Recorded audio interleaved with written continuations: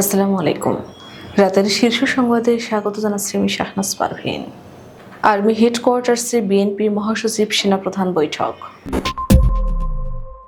প্রধান উপদেষ্টার সঙ্গে বৌদ্ধ ধর্মীয় নেতাদের শুভেচ্ছা বিনিময়। ওএসডি ৬৯ উপসচিবকে বিভিন্ন বিভাগ ও দপ্তরে পদায়ন। ৫ দিনের সফরে ঢাকায় ব্রিটিশ বাণিজ্য দূত। সংসদ নির্বাচনের দিন গণভোটে কোনো বাধা নেই, সালাউদ্দিন আহমদ। পাশের দেশ থেকে বিশৃঙ্খলা সৃষ্টির চেষ্টা চলছে, স্বরাষ্ট্র উপদেষ্টা। আওয়ামী লীগের কেন্দ্রীয় সাংগঠনিক সম্পাদক বি.এম. মোজাম্মেল গ্রেফতার। পার্বত্য এলাকায় স্থায়ী সেনা ক্যাম্প বৃদ্ধি সহ ৫ দাবি সিএসটি সম্প্রীতি জোটের। কয়েকজন উপদেষ্টা আখের গুছিয়ে সেফ এক্সিটের বিষয়ে ভাবছেন নাহিদ। ৫০০ টাকা বৃদ্ধির প্রজ্ঞাপন প্রত্যাখ্যান, লাগাতার কর্মসূচি পালনের ঘোষণা শিক্ষকদের। এসএসসি পরীক্ষার্থীদের প্রশ্ন কাঠামো ও নম্বর বন্টনে এলো বড় পরিবর্তন। আতঙ্ক বাড়াচ্ছে অ্যানথ্রাক্স, গাইবান্ধায় নারীর মৃত্যু। ঢাকা সহ দেশের ১৭ অঞ্চলে ঝড়ের আভাস। ভারতের দার্জিলিংয়ে ভারী বৃষ্টিতে ভূমিধস, নিহত ২০। এবং সৌদিতে এক সপ্তাহে ১৮,০০০-এর বেশি প্রবাসী গ্রেপ্তার। শুনছিলেন শিরোনাম, এবার বিস্তারিত। সেনাপ্রধান জেনারেল ওয়াকারুজ্জামান ও বিএনপি মহাসচিব মির্জা ফখরুল ইসলাম আলমগীরের সঙ্গে একটি বৈঠক অনুষ্ঠিত হয়েছে। সংশ্লিষ্ট সূত্রে জানা যায়, শনিবার ৪ অক্টোবর রাত ৮টায় ঢাকার আর্মি হেডকোয়ার্টার্সে সেনাপ্রধানের বাসভবনে এই বৈঠক অনুষ্ঠিত হয়। সেনাপ্রধানের আমন্ত্রণে বিএনপি মহাসচিব তার বাসভবনে যান বলে জানা যায়।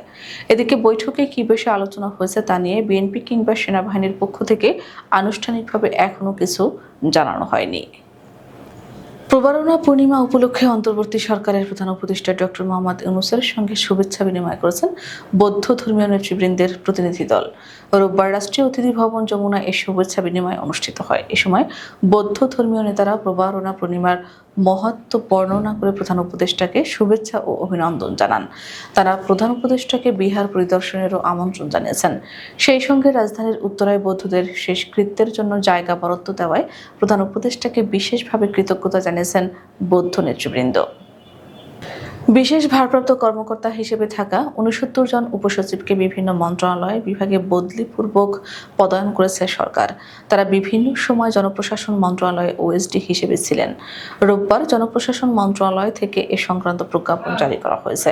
জনপ্রশাসন মন্ত্রণালয়ের সিনিয়র সহকারী সচিব জেতি প্রো স্বাক্ষরিত ওই প্রজ্ঞাপনে বলা হয়েছে, জনস্বার্থে জারিকৃত এ আদেশ অবিলম্বে কার্যকর হবে। ৫ দিনের সফরে ঢাকায় এসেছেন যুক্তরাজ্যের বাণিজ্য দূত ব্যারনেস রোজি উইন্টারটন। মূলত বাংলাদেশের সঙ্গে যুক্তরাজ্যের বাণিজ্য ও বিনিয়োগ সম্পর্ক আরও গভীর করতে তিনি এ সফরে এসেছেন বলে জানা গেছে। রোববার ব্যারনেস উইন্টারটনের ঢাকায় পৌঁছানোর তথ্য জানিয়েছে ব্রিটিশ হাইকমিশন। ব্রিটিশ হাইকমিশন জানায়, সফরকালে প্রধান উপদেষ্টা ডক্টর মোহাম্মদ ইউনূস, বাণিজ্য উপদেষ্টা শেখ বশির উদ্দিন, শিক্ষা উপদেষ্টা অধ্যাপক চৌধুরী রফিকুল আবরার এবং আন্তর্জাতিক বিষয়ক বিশেষ দূত লুৎফে সিদ্দিকের সঙ্গে বৈঠক করার কথা রয়েছে ব্যারনেস উইন্টারটনের। যুক্তরাজ্য বাংলাদেশ অর্থনৈতিক সংস্কার, বাণিজ্য ও বিনিয়োগ অংশীদারত্বের বিভিন্ন দিক নিয়ে আলোচনা হবে এসব বৈঠকে। সফরকালে বাংলাদেশের প্রধান রাজনৈতিক দলগুলোর নেতাদের সঙ্গেও সাক্ষাৎ করবেন ব্যারনেস। বিএনপির স্থায়ী কমিটির সদস্য সালাউদ্দিন আহমদ বলেছেন, সংসদ নির্বাচনের প্রথম দিন জুলাই সনদ বাস্তবায়নে গণভোট হতে পারে। সংসদ নির্বাচনের দিন গণভোটে কোনো বাধা নেই। সনদে কি থাকবে তা জনগণের কাছে উন্মুক্ত থাকবে। রোববার রাজধানীর ফরেন সার্ভিস একাডেমির মিলনায়তনে জাতীয় ঐক্যমত্য কমিশনের বৈঠক শেষে তিনি একথা বলেন। সালাউদ্দিন আহমদ বলেন, জাতীয় ঐক্যমত্য কমিশনের সনদ বাস্তবায়ন প্রক্রিয়ায় ফাইনাল স্টেজে আমরা আছি। মোটামুটি চূড়ান্ত সিদ্ধান্ত হয়েছে, একমত হয়েছে। জুলাই সনদ ২০২৫ বাস্তবায়নে অধ্যাদেশও জারি করা যেতে পারে। অন্তর্বর্তী সরকারের স্বরাষ্ট্র উপদেষ্টা লেফটেন্যান্ট জেনারেল অবসরপ্রাপ্ত জাহাঙ্গীর আলম চৌধুরী বলেছেন, পাশের দেশ থেকে বাংলাদেশে বিশৃঙ্খলা সৃষ্টির চেষ্টা করা হচ্ছে। তিনি দাবি করেন, ভারতের দুর্গাপূজায় বাংলাদেশের প্রধান উপদেষ্টার অসুর প্রতিকৃতি সংযোজন একই সূত্রে গাঁথা, যা পরিকল্পিতভাবে অস্থিরতা সৃষ্টির প্রচেষ্টা। রোববার দুপুরে আইনশৃঙ্খলা সংক্রান্ত কোর কমিটির বৈঠক শেষে সচিবালয়ে আয়োজিত এক ব্রিফিংয়ে তিনি এ মন্তব্য করেন। স্বরাষ্ট্র উপদেষ্টা বলেন, দুর্গাপূজায় পাশের দেশে প্রধান উপদেষ্টার প্রতিকৃতি বানানো এবং দেশে অসুরের মুখে দাড়ি দেওয়া এই দুটি ঘটনা একই সূত্রে যুক্ত। এর মধ্য দিয়ে ফ্যাসিস্টদের দোসর ও পাশের দেশ থেকে বিশৃঙ্খলা সৃষ্টির চেষ্টা করা হচ্ছে। কার্যক্রম নিষিদ্ধ আওয়ামী লীগের সাংগঠনিক সম্পাদক ও শরীয়তপুর ১ আসনের সাবেক সংসদ সদস্য বি.এম. মোজাম্মেল হককে গ্রেপ্তার করেছে ঢাকা মহানগর গোয়েন্দা পুলিশ। রোববার বিকেল ৩:৩০টায় রাজধানীর নিকেতন এলাকা থেকে তাকে গ্রেপ্তার করা হয়। বিষয়টি নিশ্চিত করেছেন ঢাকা মেট্রোপলিটন পুলিশের মিডিয়া অ্যান্ড পাবলিক রিলেশনস বিভাগের উপপুলিশ কমিশনার মোহাম্মদ তালেবুর রহমান। তিনি জানান, বি.এম. মোজাম্মেল হকের বিরুদ্ধে ঢাকায় ৩টি হত্যা মামলা সহ মোট 4টি মামলা রয়েছে। ভারতীয় সহযোগিতায় চাকমা জাতি পরিচালিত ইউপিডিএফ ও জেএসএস নামক সংগঠন পার্বত্য চট্টগ্রামকে বাংলাদেশের মূল ভূখণ্ড থেকে বিচ্ছিন্ন করার ষড়যন্ত্র চালাচ্ছে বলে মন্তব্য করেছে সিএসটি সম্প্রীতি জোটের নেতারা। রোববার চট্টগ্রাম প্রেস ক্লাবের এস রহমান হলে পার্বত্য চট্টগ্রামকে বিচ্ছিন্নতাবাদীদের হাত থেকে রক্ষা করা এবং ভারতীয় ষড়যন্ত্রের বিরুদ্ধে সোচ্চার হওয়ার আহ্বান জানিয়ে সংবাদ সম্মেলনের আয়োজন করে সংগঠনটি। অন্তর্বর্তী সরকারের কয়েকজন উপদেষ্টা আখের গুছিয়ে সেফ এক্সিটের বিষয়ে ভাবছেন বলে মন্তব্য করেছেন সাবেক উপদেষ্টা ও জাতীয় নাগরিক পার্টির আহ্বায়ক নাহিদ ইসলাম। তিনি বলেন, উপদেষ্টাদের অনেকেই বিভিন্ন রাজনৈতিক দলের সঙ্গে লিয়াজও করে ফেলেছেন। তারা নিজেদের সেফ এক্সিটের কথা ভাবছেন। তারা মনে করছেন রাজনৈতিক দলগুলোর সমর্থনে তাদের ক্ষমতায় টিকে রেখেছে। সম্প্রতি একটি বেসরকারি টেলিভিশনে দেওয়া সাক্ষাৎকারে একথা বলেন নাহিদ ইসলাম। বেসরকারি শিক্ষা প্রতিষ্ঠানে কর্মরত এমপিওভুক্ত শিক্ষক কর্মচারীদের ৫০০ টাকা বাড়ি ভাড়া বাড়ার প্রজ্ঞাপনকে প্রত্যাখ্যান করেছে এমপিওভুক্ত শিক্ষা জাতীয়করণ প্রত্যাশী জোট। একই সঙ্গে ২০% বাড়ি ভাড়ার দাবিতে আগামী ১২ অক্টোবর থেকে জাতীয় প্রেস ক্লাবের সামনে লাগাতার অবস্থান কর্মসূচি পালন করবেন এমপিওভুক্ত শিক্ষক কর্মচারীরা। জানা যায়, রোববার অর্থ মন্ত্রণালয় থেকে এমপিওভুক্ত শিক্ষক কর্মচারীদের বাড়ি ভাড়া বাড়ানোর পরিপত্র ওয়েবসাইটে প্রকাশ করা হয়েছে। বেসরকারি শিক্ষা প্রতিষ্ঠানে কর্মরত এমপিওভুক্ত শিক্ষক কর্মচারীদের বাড়ি ভাড়া ভাতা শর্ত পালন সাপেক্ষে ১,০০০ টাকা থেকে বাড়িয়ে ১,৫০০ টাকা নির্ধারণ করা হয়। এমপিওভুক্ত শিক্ষা জাতীয়করণ প্রত্যাশী জোটের পক্ষ থেকে প্রত্যাখ্যান করছে। আগামী বছরের এসএসসি ও সমমান পরীক্ষার বাংলা দ্বিতীয় পত্র, তথ্য ও যোগাযোগ প্রযুক্তি এবং ফিনান্স ও ব্যাংকিং বিষয়ে প্রশ্ন কাঠামো ও নম্বর বিভাজনে পরিবর্তন এনেছে জাতীয় শিক্ষাক্রম ও পাঠ্যপুস্তক বোর্ড। রোববার আন্তঃশিক্ষা বোর্ড সমন্বয় কমিটির সভাপতি এবং ঢাকা মাধ্যমিক ও উচ্চ মাধ্যমিক শিক্ষা বোর্ডের চেয়ারম্যান অধ্যাপক ডক্টর খন্দকার এহসানুল কবিরের সই করা এক বিজ্ঞপ্তিতে বিষয়টি জানানো হয়েছে। নতুন নিয়ম অনুযায়ী বাংলা দ্বিতীয় পত্রের রচনামূলক অংশে অনুবাদ ও প্রশ্ন বাতিল করা হয়েছে।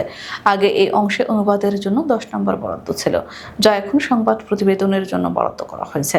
আর পরিবর্তন করা হয়েছে আইসিটি ও ফিনান্সে।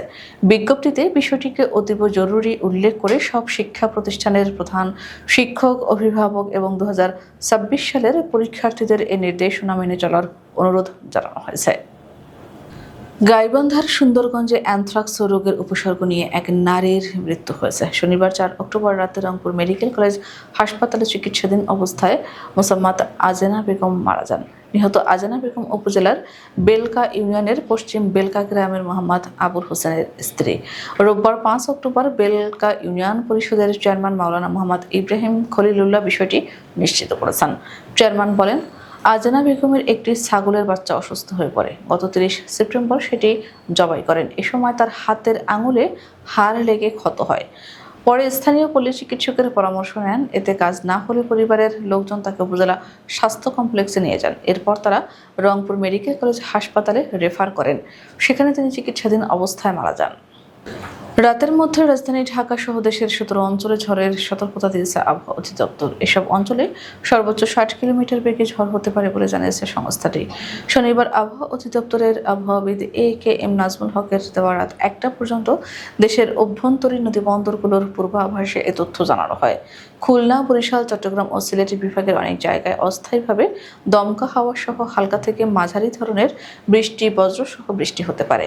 সেই সঙ্গে রংপুর, রাজশাহী ও ময়মনসিংহ বিভাগের কোথাও কোথাও মাঝারি ধরনের ভারী থেকে অতি ভারী বর্ষণ হতে পারে। ভারতের দার্জিলিংয়ে ভারী বৃষ্টিপাতের ফলে সৃষ্ট বন্যা ও ভূমিধসে অন্তত ২০ জনের মৃত্যু হয়েছে। আহত হয়েছেন আরও অনেকে। রোববার এক সংবাদ সদস্যের বরাতে এই তথ্য জানিয়েছে ভারতীয় সংবাদ মাধ্যম এনডিটিভি। ভারতের রাজ্যসভার সদস্য হর্ষবর্ধন শ্রিংলা বলেন, গত রাতে দার্জিলিং পাহাড়ে প্রবল ঘূর্ণিঝড়ের কারণে 20 জনেরও বেশি মানুষের প্রাণহানি ঘটেছে।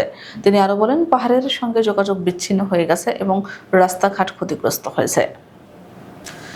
আবাসন, শ্রম ও সীমান্ত সুরক্ষা আইন লঙ্ঘনের অভিযোগে সৌদি আরবে 18,000-এর বেশি প্রবাসীকে গ্রেপ্তার করেছে দেশটির আইনশৃঙ্খলা বাহিনী।